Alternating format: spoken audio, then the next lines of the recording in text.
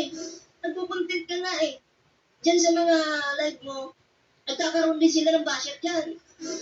So, fair lang siguro yun. At huwag mong ipagtatanggol si Dan. Kasi mukhang pera yan. Mukhang pera yan si Dan. Mukhang sponsor yan. Ha? Huwag mong ipagtatanggol yung maliit na.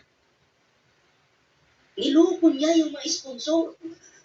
Sa paano panluloko? Sa hindi pagsasabi ng katotohanan na siya ay meron na palang magkakaroon na pala siya ng anak. Okay yung blessings yung anak. Blessings yung asawa. Kaya nga lang, sabihin nyo sa sponsor, huwag naman magsisinungaling. Ha? Tandaan na yan ito. Tuturuan pa ba kita? Gusto mo ko pa magturo sa'yo? Ayan. Welcome po kayo sa aking YouTube channel. Gusto po kayo? Ayusin natin yung camera natin. Ayusin natin, ha? So, ayan. Ito naman po ako. Welcome po kayo sa aking YouTube channel, Randy Channel. Paki-subscribe, like and share, comment dito sa aking video upload. Okay? Hayaan nyo muna pati kayo ng mga umaga, mga tanghali, mga gabi, sa inyo lahat. Sarap po natin mabuti yung kalagayan at malayo sa karamdaman. Lalo-lalo na yung mga FW natin sa abroad. Kumusta po kayo? Saan man kayo pa ng mundo na roon? Sana po, nasa mabuti yung kalagayan at malayo sa karamdaman. Okay? Itong upload ko ay patungkol to doon sa issue ng Danjoy Love Team na nagbuwag na.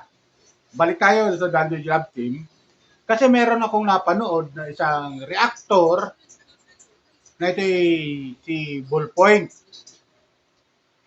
Kasi napanood ko sa kanya na talagang nag-reaction siya doon sa live ni Ate Edna na patungkol kay Dan. Kasi parang lumalabas, kapwa ko viewers, parang itong si Ate Edna, parang lumalabas na kampi kay Kalingap Dan. Alam niyo mga kapwa viewers, hindi maganda, para sa akin, bilang isang viewers, tagahanga ng Danjoy Love Team, hindi maganda na parang kumakampi si Ate Edna doon kay Dan. At ganoon din ang obserbasyon ni Ballpoint, kapwa viewers. Ganoon ang obserbasyon niya eh. Kasi nga, di ba, napapakinggan natin sa issue ngayon yung nangyari sa love team ng Danjoy at nabuwag nga ito. Dahil pala itong si Dan, Kalingap Dan, ay mayroon na palang kapartner at buntis na ito. At manganganak. Buntis na ito. Magkakaroon na ng anak. Di ba? Sabagay, congratulations, Kalingap Dan, at magkakaroon ka na ng baby. Di ba? Blessing kasi yan eh.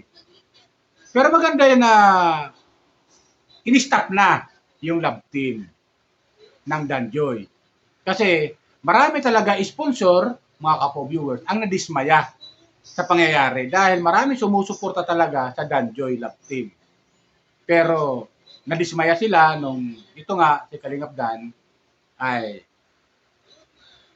hindi niya aminin noon pa sa social media na mga ilang buwan nakalipas o taon man lang, kahit maliit ang taon, na meron na pala siyang kapartner at ito'y buntis na at manganganak. Di ba? Magkakaroon na siya ng baby. So itong huli lang natin nalaman, kaya marami ang dismaya. So dito kay Ballpoint, talagang matindi yung kanyang reaction doon sa live ni Ate Edna. Kumuha ko ng maikling video doon sa reaction, comment ni Ballpoint. Para may tama naman yung kanyang reaction, comment doon sa live ni Ate Edna. Kaya pala, dito sumasang-ayon si Ballpoint sa reaction din ni Bopil Vlog. So kung pagsusumasumahin mo, tutugma eh. Maganda yung sinabi dito ni Ballpoint para lang kay Ate Edna doon sa live kasi parang lumalabas, kumakapi si Ate Edna doon kay Kalingap Dan. Di ba? At dahil nga dumadami ang basher ni Kalingap Dan dahil sa ginawa niya pagsisinungaling sa mga viewers. Di ba? Sa mga sponsor na maraming sponsor sana sumusuporta sa Danjoy Love Team pero ngayon ay nangyari, nadidismaya. Pero manapanood ako sa live ni Kuya Bal, di bali mawala ang ang beneficiary basta ang sponsor ay manatili. So may point doon si Kuya Bal doon sa kanyang tama naman. Kasi ano nga naman yung kukuha niya sa sa beneficiary kung mawawala nga naman ng mga sponsor. O di ba? Kasi may point dito si Bullpoint eh. Maaari mawala ang sponsor ni Kalingap Dan ni Kalingap Rab kung si Kalingap Dan ay hindi palalayasin sa Kalingap. Di ba? Sa ngayon siya napalayasin si Kalingap Dan sa Kalingap o umalis sa Kalingap. Ito panoorin natin yung point ni Bullpoint. Panoorin natin. Kanyang comment, reaction patungkol sa live ni Atinda. Ito, panoorin natin. Ito yung awayan sa loob ng Kalingap. Okay, atin itong bigyan ng reaction. Ng mga magat. Kunyari lang, nadadamay yung mga ganun. Pero actually, siya yung nadadamay. Kasi kung di ka lang lagi nagpupunta ng ganun, wala mga mga kasidan, mga kasidan negative na ganun, na mga kasidan. Kasi maraming basher, kasi wala may ikaw basher. Edna, makinig ka Edna ha. Kung hindi ka rin nagpo-content ng mga negatibo, wala sana issue. Nakikinig ka? Ikaw nga hindi ka makontrol eh. Sila pa ba gusto mong kontrolin? Sino pa ba? First lady ka ba? Itanong ko lang sa'yo, first lady ka ba? Para magsalita ng ganun, para kontrolin mo sila. Pwede ka nagla-live, wala sa ng basher, bla bla bla. Ikaw nga eh, nagpo-content ka nga eh. Diyan sa mga live mo, nagkakaroon din sila ng basher dyan. So, fair lang siguro yun. At huwag mong ipagtatanggol si Dan, kasi mukhang pera yan. Mukhang pera yan si Dan, mukhang sponsor yan. Ha? Huwag mong ipagtatanggol yung maliit na. Niloko niya yung mga sponsor. Sa paano panluloko? Sa hindi pagsasabi ng katotohanan na siya ay meron na palang magkakaroon na pala siya ng anak. Okay yung blessings yung anak. Blessings yung asawa. Kaya nga lang, sabihin nyo sa sponsor, huwag namang magsisinungaling. Ha? Tandaan na yan ito. Tuturuan pa ba kita? Gusto mo ko pa magturo sa'yo? Na? Tuturuan pa ba kita? Ako ganun lumay sa kapitay din ko kasi ganyan. Okay. Ang sakit na yung ulo ni Dingdong. Yung ads. Wait lang. Ako sa akin sila, kaya ganyan din kayo sa akin. Kung sinasabi mong post, then wala yung mga viewers. So yung paulit-ulit na sinasabi na nakakadaan, magkaliwanag ka, magsalita ka, ganyan. Normal yun. Magpaliwanag siya, magsalita. Katotohanan lang ba? Diba? Kung walang halong pambubol. Normal yun kasi charity vlogger ka eh. Or minsan, nasa love team ka. Bukod sa charity vlogger ka, minsan, ikaw ay nasa love team. Normal yun na mag-explain ka kasi tao lang naman tayo, nagkakamali tayo. Normal yun. Explain ka. Hindi naman pwedeng palaging tama si Dan dahil nandun siya sa tuktok. Si Lamang Bukil nandito lang. So, bawal mag-advise yung mga maliliit sa mga malalaki. Hindi, pantay lang yan. Diba? Huwag yung titingnan yung sarili nyo na kayo yung nakakataas sa mga yan. Dapat ang tingin nyo sa kanila, pantay lang kayo. Walang mali doon kung magbigay man sila ng reaksyon, opinion, advices, walang mali doon. Bakit mo pupuntahin? Yan. Ay, Masasabi ko talaga, ang Kalingap, hanggat merong, ikaw, Ate Edna, hanggat merong Ate Edna na sausawera sa issue, meron pang mga vlogger na puro issue talaga yung content nila o normal na yun, gabi na yun. Pero ikaw, hindi siya bagay. Dapat ikaw yung dapat isa kang tubig na pag may apoy, patayin mo yung apoy. Hindi yung ilalive mo, gasolina pa yung ilalagay mo para mas mag-init pa. Ang usapan yung issue. Well, anyway, okay lang yun. Issue is pera. Ganun talaga. Ako, pagkakakitaan ko yung issue nyo. Maganda yun. Kung ako po yung tatanungin. Bullpoint man, pabor ka ba sa ginagawa ni Ate Edna sa pagsagot-sagot niya dito sa mga nasa loob ng Kalingap? Kapag sita-sita niya, nilalive agad. Ako, kung tatanungin yung opo, para maraming pera si Bullpoint man. Pagkakakitaan ko yung issue eh. Sama ba? Sabihin niyo siguro masama, pero ako, tangina, gusto ko yan. Bakit ko kayo naniwala guys? Hindi ko naniwala. Bakit? Kasi nga, yung main consultant niya, siya ang gusto masak sa kanila. Anong ebidensya meron ka na gustong wasakin niya? Siya yung gusto magwasak. Anong klaseng wasak? Kaya hindi lang siguro.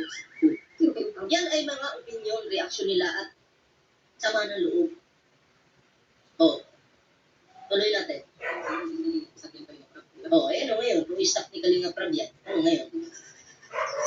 Kung hindi lalayas si Dan sa Kalinga, sponsor yung lalayas kay Kalinga Prab.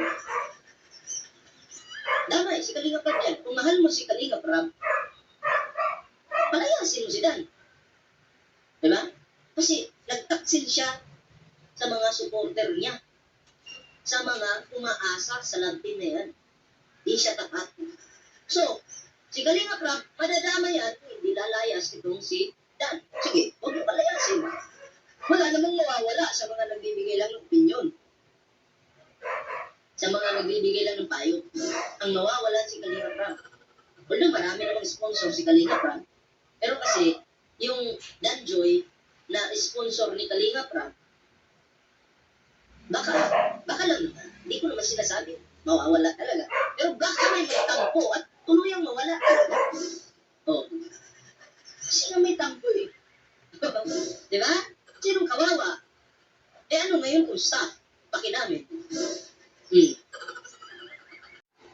So, ayun, kapo viewers, di ba? May punto doon si Ballpoint eh. Shoutout siya, Ballpoint ha. May punto eh. So, nagtautugma yung reaction ni Ballpoint at ni Bupil. Kasi si Bupil talaga, gusto niya lang ibulgar yung katotohanan na ito nga si Kalingap Dan ay yun nga. Tawag nga ni Ballpoint dito, niloko niya ang mga sponsor. Ayon kay Ballpoint, niloko niya ang mga sponsor. Maaaring mawala itong mga sponsor kay Kalinga Prab. Na marami pa naman beneficiary si Kalinga Prab na tinutulungan. Hindi lang naman si Kalinga Prab pwede tulungan eh. Hindi lang pa rin, dahil si Joy pwede ipagpatuloy pa rin ng mga sponsor na si Joy na lang ang tulungan ng mga sponsor. At i-chapera na to si Kalinga Prab. Kasi nga, sa totoo lang, si Kalingap Dan, tata rin yung kanyang subscriber at maaaring dumami na rin yung kanyang mga viewers. Pero sa pangyayari, maaaring mabuwasan siya ron. Maraming maaaring hindi manood. Manatili yung subscriber niya pero maaaring hindi manood sa mga upload video ni Kalingap Dan. Yung mga viewers. Di ba? Maraming hindi maniniwala sa kanya na ngayon dahil nga sa kanyang ayon kay Ballpoint sa pagsisinungaling niya na magkakaroon na pala siya ng baby at mayroon na pala siyang kapartner at magkakaroon na siya ng anak. Di ba? Kapo viewers. Kaya medyo dito makikita natin na talaga may point dito si Ballpoint doon sa live ni Ate Edna na nag-reaction siya. Kasi inuulit ko, sinasabi ko na parang sabi ni Ballpoint, dapat fair lang. Fair lang. Dahil nga itong si Kalingap Dan ay niloko niya yung mga sponsor. Isa na kayo ha. Medyo maingay yung aso. Yun nga. May point talaga dito si Ballpoint. Kaya yung mapanood ko yung kanyang video upload, kumuha ko ng video clip niya. Tungkol doon sa reaction sa kani Ate Edna sa live. Di ba? Kaya napakaganda. Pagpatuloy wala yan, Ballpoint ha. Shoutout sa iyo. At kay Bupil Vlog, shoutout sa inyo. Ngayon ko napapagtanto na talaga, akala ko kasi mga kapo-viewers, sa totoo lang, hindi ko pinapansin yan eh. Yung issue na nangyari kay Kalingap Dan at ng Danjoy Love Team. Hindi ko pinapansin yan eh. Kasi baka ako gawa-gawang kwento lang. Pero nung makita kong may TikTok yung partner ni Kalingap Dan na sumasayaw at buntis nga, pero parang hindi kasinungalingan. Totoo pala. Na itong si Kalingap Dan, may partner na at ito'y buntis na at manganak na. Di ba? Kakaroon na siya ng baby. So blessing yon kay Kalingap Dan. Kaya tama lang na mawala na yung Danjoy Love Team. Marami pa naman pwede partner kay Joy. Ang dami dyan sa Kalingap na mga pwede partner kay Joy. Di ba? Kalibil pa ng edad ni Joy. Di ba? Kaya pwede yan na mawala na. Tama lang yan. Nawala na yung Dan Joy. Kaya yung mga sponsor ni Kalingap Dan, sa kanya, sumusuporta sa kanya, ay maaari mawala, di natin mapipigilan yon yung mga sponsor. Di natin sila pinidiktahan kung anong gusto nila mangyari. Tutuloy pa ba suporta niya kay Kalingap Dan? O kay Joy na lang sila susuporta? At sa panibagong love team ni Joy. Kung ano magiging love team ni Joy sa susunod na i-upload ni Kalingap Rab. Pero sa ngayon, medyo focus muna si Joy sa kanyang pag-aaral. Okay? Yan lang po. Paalala ko lang po ulit mga viewers ko, baka mayroong mga viewers si Kalingap Rab na nanonood dito sa akin at kay Bullpoint, kay Ate Edna, na hindi pa nakapag-subscribe sa akin. Subscribe lang po kayo, like and share, comment. At kung hindi po kalabisan sa inyo, maglalambing lang po ako, baka po pwede wag po kayo mag-skip ng ad. Kasi may mga advertisement na po yung aking mga video. Okay? Yan lang po. Bye! Ingat po tayo lagi. Pagpalain po tayo ng pumigapal.